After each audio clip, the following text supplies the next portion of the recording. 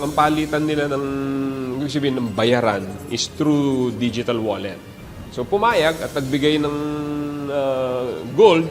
Ang problema lang, ine-edit niya yung pinapadala niya na ibig sabihin, it's either a screenshot using a digital wallet at sinasabi niya na nahulog yung amount. Ibig sabihin, na-transfer dun sa account niya.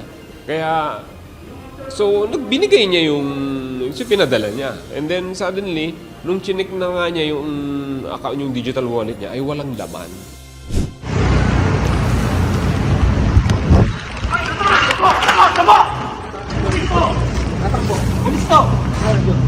Biglang sinunggaban ng mga otoridad ang construction worker na ito sa Pasig City.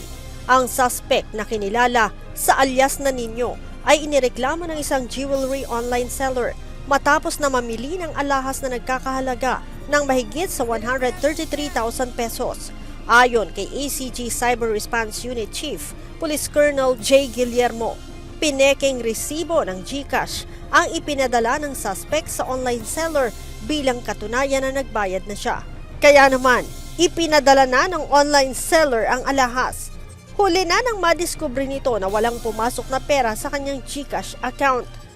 Ang naging problema lang doon nung nagbenta, hindi niya tinignan kung dumating ba talaga yung pera o hindi. Kaya, nakuha niya na yung item, yung gold. So, doon na siya na nagre-reklamo ngayon. Doon na nakapag-report sa ating kapulisan.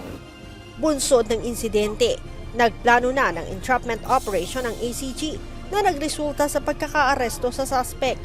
Nahaharap si alias Nino sa patong-patong na kaso dahil sa panluloko at hindi pagbabayad ng alahas na kinuha niya. Kinasuhan siya ng Article 315 o swindling estafa of the Revised Penal Code in relation to Section 6 ng 10175. Payo ng PNP-ACG sa mga bumibili at nagbebenta online, mas mabuti pa rin ang pagbili sa mga physical store kung saan nagkakaroon ng palitan o kaliwaan ng pera at produktong binili. Leia Ilagan, UNTV, News and Rescue. Diyos ang aming sandigan, serbisyo publiko ang aming pinahahalagahan.